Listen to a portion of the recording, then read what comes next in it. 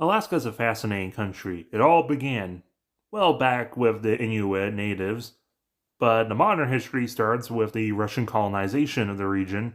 For a while, it was doing alright with the fur trade, but eventually, because it's just so far away from Moscow, Alaska just started bleeding money. So the Tsar of Russia tried to sell it. Trying to make sure it didn't go to the British, he went to the Americans, who were disinterested in this giant white elephant of a gift.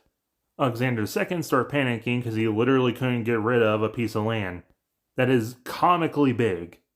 Like, literally nobody, no Naples, no Prussia, no Liechtenstein, no even, okay, I guess. So, with no buyers, Russia just had to keep what was seen as a giant block of ice. Stuff got pretty hard when they accidentally hunted the Alaskan sea otter to extinction. But luckily, their fate started turning in 1896 with the Klondike Gold Rush. Being right next to the Yukon Territory in Canada, this led to a lot of people settling. With the capital of the territory, New Archangel, seeing a significant boost. With a significant population growth, even after the end of the gold rush, they were able to sustain a little. Well, until World War I, and Russia was doing horribly. So Tsar Nicholas II decided to grab his family and run away to Alaska, leaving Russia to deal with its own problems. And after the Russian Civil War, more fled to Alaska, being the last frontier of the non-communist forces. Officially, it's known as the Tsardom of Russia, but everyone just calls them Alaska. In 1919, the vast amount of oil is discovered in Alaska, forever changing its destiny. So this worthless piece of land turned out to be one of the most valuable pieces of land on Earth. And Nicholas II didn't learn a single lesson from any of this because now he's loaded, being the poster child for the Roaring Twenties economic disparity. 1921 did see the first prime minister elected in Alaska, but the Tsar and the oil barons had far more power than him. While the Soviets made many propaganda about how this is why they had to get rid of the Tsar, Nicholas continued to claim to be the Tsar of all of Russia until his death in 1937, at the age of 68. He was succeeded by his only son and youngest child, Alexei, or Alexis II. 2 years earlier, he wanted to marry Helen, the daughter of the King of Greece, but had to settle for her younger sister, Catherine. As for his sisters, the eldest child, Olga, after being rejected by the British King Edward VIII and the Romanian King Carol II, she eventually married the Viceroy of India. Tatiana rejected her royal status by marrying a commoner soldier and moving to America, where she continued to be a satirist for newspapers until the 80s. Her granddaughters engaged to Tucker Carlson's son. Maria, like her two elder sisters, worked with the Red Cross, but unlike them, continued to work with them all the way until her death in the 70s. She never married or had kids. Anastasia married the British Prince John. They had two sons, Nicholas and Gregory, who are still alive in 2026. She published an autobiography in the early 80s, and she lived the longest out of the children of Nicholas till 2004.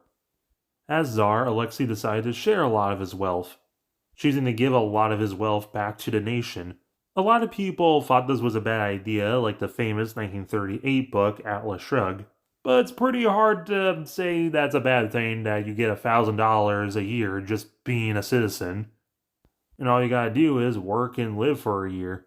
During World War II, Japan invaded the islands of Alaska, so they joined the Allies in World War II, which was a bit awkward with the Soviets. But eventually they found commonality with Taiwan, have a similar situation as them.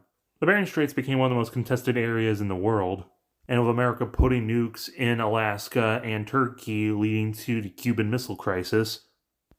In 1964, Alaska had one of the worst earthquakes on recorded record, which took the life of Alexei, as well as his son Ivan, who technically died 3 seconds after his dad, so he in some ways could be considered Ivan the Seventh.